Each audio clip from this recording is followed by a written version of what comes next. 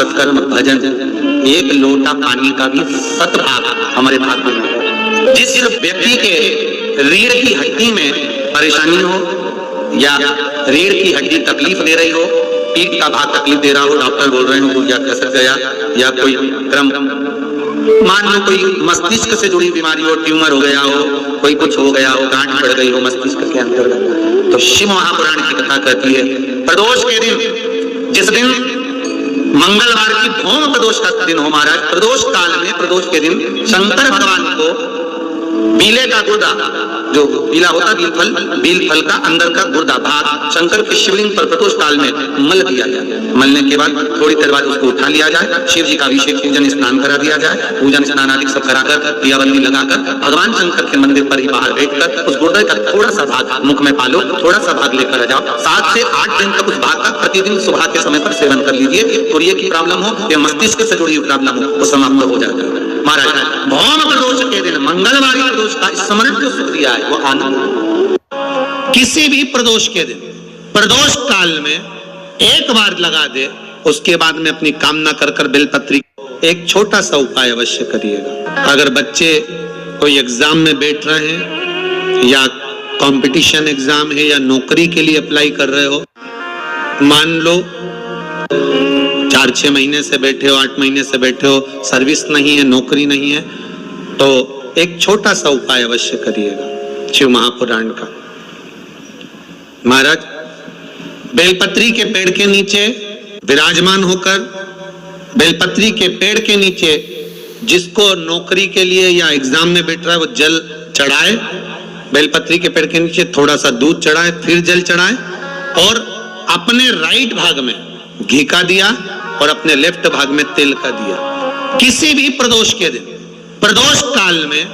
एक बार लगा दे, उसके बाद में अपनी कामना कर कर बेलपत्री के पेड़ के नीचे धूप लगाकर प्रणाम कर कर आ जाए और चले जाए इंटरव्यू के लिए, बाबा उत्तीर्ण करा ही देगा, नौकरी दिलाए। जिस दिन रविवार की प्रदोष पड़े उस दिन एक लाल वस्त्र में पीली सरसों रखकर और उसके अंतर्गत कुछ भी एक, या तो बमुल का कांटा ना मिले तो गुलाब का कांटा ही उसके अंतर्गत रख लीजिए। और मान लो कोई काम ऐसा है कि उसमें पैसा तुम्हारा आ ही नहीं रहा, बहुत घाटे पर घाटा जा रहा है, नुकसान बहुत हो रहा है और कोई काम हो ही नहीं रहा, तो महाराज जिस दिन रविवार की प्रदोष पड़े उस दिन एक लाल वस्त्र में पीली सरसों रखकर और उसके अंतर्गत कुछ भी एक, या तो बमुल का कांटा ना मिले तो गुलाब का कांटा ही उसके अंतर्गत रख लीजिए और उसको शिव मंदिर का स्मरण कराकर शंकर भगवान का नाम लेकर रू भैरव, कौन सा भैरव है उसकी भी कथा भी आने वाली है। ये दारुक नाम के राक्षस का संहार करने के लिए जब माता अवतार लेगी तब शंकर भगवान बच्चे का रूप रखकर रोएंगे, तो शिव जी का एक नाम होगा रू भैरव। ये भैरव कहां पर रहता है तो कहा ये शमशान में रहता है। कहां रहता है ये भैरव? शंकर का जो एक अवतार है रू भैरव, ये भैरव अवतार शमशान में रहता है। तो इस भैरव का काम क्या है तो कहा शमशान में, शमशान की जो अग्नि होती है भले की लकड़ी रहे, भले उसमें कोई पदार्थ डाले ना डाले, थोड़ी देर में वो अग्नि रू आवाज, हल्की सी शमशान की जो अग्नि जलती है उसमें एक आवाज आती है। आप ऐसे कोई अग्नि जलाएंगे ना आवाज नहीं आई, ध्यान देना हमारे शमशान में अगर जो लोग गए होंगे मुर्दा जलाने के लिए, तो अगर वो एकांत में बैठेंगे तो उसमें से एक आवाज आती है रू रू रू। तो शिव पुराण कह रही है कि उस सरसों को, कांटे को रू भैरव का नाम लेकर जिस व्यापार जो नहीं चल रहा है, दुकान जो नहीं चल रही है, उस दुकान के सामने, उस व्यापार के सम्मुख में उसको जला दिया जाता है। ये करा जाता है रवि प्रदोष के दिन महाराज। कौन से प्रदोष? रवि प्रदोष के दिन, जो सुख का आह्वान कराती है, व्यापार की उन्नति के लिए, समृद्धि के लिए, लक्ष्मी के लिए इसका प्रयोग किया जाता है। तो यहाँ पर दारुक नाम का जो असुर है, दारुक नाम का जो राक्षस है, उसका एक ही कहना है कि मैं मरूं, मना नहीं है ब्रह्मदेव पर वो मरने का। नंदी का एक पांव जो ऊपर होता है, आप लोग दर्शन करे होंगे शंकर जी के मंदिर में नंदी के, तो नंदी का एक पांव उठा हुआ होता है, एक पांव नीचे की ओर होता है। हड्डी से जुड़ा हुआ रोग, नेत्रों से जुड़ा हुआ, मस्तिष्क से जुड़ा हुआ कोई रोग रहता है तो एक नीले कलर का फूल आता है महाराज, उस फूल में हल्दी डालकर गुरुवार का प्रदोष पड़ने पर जो नंदी के पांव के पास समर्पित कर देता है महाराज, उसका रोग धीरे धीरे समाप्त होने लगता है। लिंग पुराण कहती है कि नंदीश्वर भगवान के सामने जो पुष्प समर्पित करा जाता है उसको, ये तो लिखा था स्कंद पुराण और शिव पुराण। लिंग पुराण कहती है जो फूल आपने समर्पित करा उसको लाकर पानी की बाल्टी में डालकर आप स्नान भी कर सकते हो, उससे भी हड्डी के जितने रोग होते हैं उसमें आराम लगने लगता है। जैसे कहीं शरीर नहीं चल रहा, हाथ झुन्न पड़ रहा है, हाथ काम नहीं कर रहा, हाथ में झुंझुनी आ रही है, कंपन आ रहा है, जैसे मान लो कोई काम चाहे वो शनिचरी प्रदोष हो, चाहे रविवार की हो, सोमवार की हो, मंगल की हो, बुधवार की हो, गुरुवार की हो, शुक्रवार की हो, शनिवार की हो, कोई भी वार की हो प्रदोष, प्रदोष काल में शाम का समय सूर्य डूब रहा हो, बस डूबा ही हो, और उस समय पर केवल 3 दिन ऐसे रहेंगे, 3 बार ऐसे रहेंगे, 3 तिथियां ऐसी रहेंगी, 3 समय ऐसा रहेगा जिस समय पर तेरे द्वारा निर्मित शूल को भी शिव धारण करेगा और जगत का कल्याण करेगा। 3 दिन, 3 तिथियां, 3 बार, 3 नक्षत्र, 3 घड़ी, 3 पल।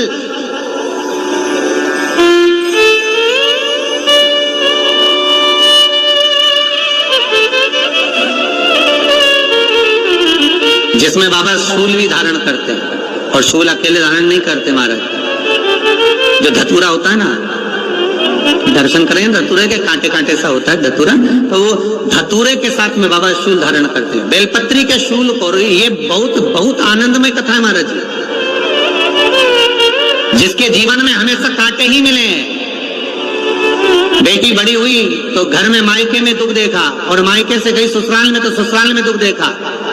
ससुराल में भी दुख देखने के बाद में भी पति को बहुत कुछ काम खुलवाया, बहुत धंधे खुलवाए, नौकरी लगवाई, पर वो पति बार बार छोड़ कर आ गया, बार बार तकलीफ भोग रहा है, बार बार कष्ट भोग रहा है। फिर थोड़े दिन काम करता है, थोड़े दिन छूट जाता है, फिर व्यापार में बढ़ता है, फिर छूट जाता है, फिर कोई दुकान खुलवाई, थोड़े दिन अच्छी चली, फिर वापस वहीं घर पर आकर बैठ गया। अर्थात उसके जीवन में वो शूलता चल रही है। तो बाबा देवाधिदेव महादेव कहते हैं, ये 3 घड़ी, 3 पल, 3 नक्षत्र, 3 समय, 3 दिन में जो शूल मुझे समर्पित करता है,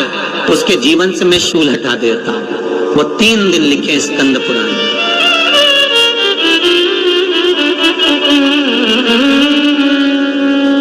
महाराज, बैसाख महीने में जो प्रदोष आती है, बैसाख के महीने में बहुत ध्यान से सुनना भाई, जो अपनी जिंदगी से बहुत तंग आ गए हो, परेशान हो गए हो, कष्टमय जीवन जी रहे हो, बहुत दुखी हो गए हो, उनके लिए ये स्कंद पुराण का चरित्र फिर मिले ना मिले, आप प्रेम से सुन लो। आओ, पहला, चाहे वो शनिचरी प्रदोष हो, चाहे रविवार की हो, सोमवार की हो, मंगल की हो, बुधवार की हो, गुरुवार की हो, शुक्रवार की हो, शनिवार की हो, कोई भी वार की हो, प्रदोष, प्रदोष काल में शाम का समय सूर्य डूब रहा हो, बस डूबा ही हो, और उस समय पर सूर्य के डूबन के तुरंत बाद बाबा को धतूरे के साथ में बेलपत्री ना चढ़ाते हुए, बेलपत्री के वृक्ष के 7 कांटे बाबा के शिवलिंग पर समर्पित करे जाते हैं महाराज, अपनी जिंदगी में अड़चनों को हटाने के लिए। फिर आप जिस व्यापार में उतरे, जिस व्यवसाय में उतरे, जिस नौकरी में उतरे, आप दिल से करें, आपको तरक्की मिलेगी। आप हार नहीं सकते, नीचे नहीं आ सकते, उन्नति पर ही चढ़ेंगे। एक वैशाख मास की प्रदोष, दूसरा शिवरात्रि के दिन मध्याह्न का समय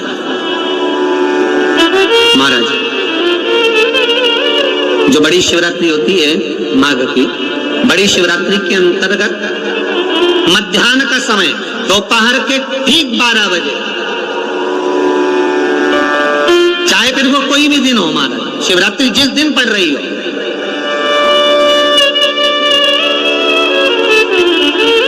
उस दिन भी धतूरे के साथ बाबा को 7 कांटे बेलपत्री के वृक्ष के समर्पित होते हैं महाराज। इसमें आप ये वाले जो कांटे हैं, जो शिवरात्रि के दोपहर 12 बजे वाले हैं, अगर कोई मदिरा पीने वाला हो, व्यसन में डूबने वाला हो, कोई जुआ खेलने वाला हो, कोई गलत वैश्यावृत्ति करने वाला, या अपने मार्ग से विचलित कोई व्यक्ति है, उसके लिए भी ये कांटे बहुत काम आते हैं महाराज। दूसरा, पार्वती, तेरे द्वारा तेरे नयन अश्रु से जो प्रगटा हुआ बेल का वृक्ष है, द्वितीय शूल मैं वहां धारण करता हूं, तृतीय शूल, तीसरा शूल, जो वर्णन करा गया महाराज, भगवान श्रावण के महीने में जो भी दूसरा सोमवार पड़े, जो भी पड़े श्रावण के महीने का दूसरा सोमवार, आप सबको पहले भी श्रावण के महीने में जो कथा कही उसका व्याख्यान वर्णन करा कि श्रावण का महीने का महत्व क्या है, वो भी आपको ऑनलाइन कथा में आप लोग सुन चुके हैं, लाइव कथा में श्रावण का पूरा महत्व बताया था कि श्रावण के महीने में शंकर भगवान को पूरा लेखा जोखा का भार प्रदान किया गया था। दूसरा सोमवार, श्रावण के महीने का जो दूसरा सोमवार होता है, उस दूसरे सोमवार में रात्रि के समय पर, अर्थात शास्त्र अब घड़ी और पल का स्मरण करेंगे तो रात्रि के बजेंगे 10 से 12 बजे, 10 से 12 के बीच में धतूरे के साथ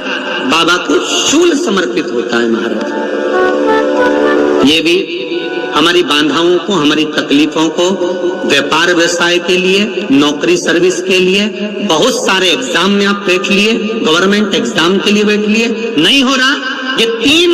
बार मेरे शंकर को बेलपत्री के वृक्ष के शूल समर्पित होते हैं, उसका आनंद पाना। मेरी जीजियों, 2 चीजें बड़ा स्मरण में रखिएगा। एक, बैसाख महीने में मट्टी के पात्र का जल, अभी क्या चल रहा है, फागुन, अभी क्या चल रहा है, फागुन। जब बैसाख का महीना आए ना,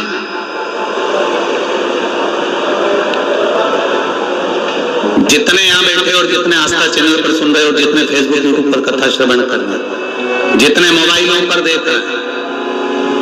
प्रयास करना, बैसाख के महीने में मिट्टी के पात्र में जो रात्रि भर जल रखा हो, मिट्टी के पात्र में, अगर आपके पास में घड़ा हो, हंडा हो, नी हो, तो दिया हो, दीपक हो, कुल्लड़ हो, कोई भी तुम्हारे पास में जो मिट्टी का पात्र, उसमें जल भरना। वो जल बैसाख के महीने की किसी भी सोमवार के दिन, किसी भी सोमवार के दिन, बैसाख महीने या किसी प्रदोष के दिन या बैसाख महीने के शिवरात्रि के दिन, मिट्टी के पात्र का जल अपने घर के प्रत्येक व्यक्ति का स्पर्श कराकर उस मिट्टी के पात्र के जल को तांबे के पात्र में डाल लीजिए और घर के प्रत्येक व्यक्ति का स्पर्श करा लीजिए और शंकर भगवान पर कुंदकेश्वर महादेव के नाम से समर्पित करिए। कुंदकेश्वर महादेव, कभी जीवन में पीछे पलट कर देखने की जरूरत नहीं पड़ेगी, आप उन्नति की सीढ़ी की ओर बढ़ते चले जाएंगे। बैसाख महीने में मट्टी के पात्र का जल भगवान शंकर को समर्पित होना चाहिए, उसका सुख हमारे जीवन को एक आनंद फल प्रदान। जैसे कहते हैं ना, कोई अच्छा मिले ना मिले, धन मिलने से कोई भाग्यशाली नहीं होता,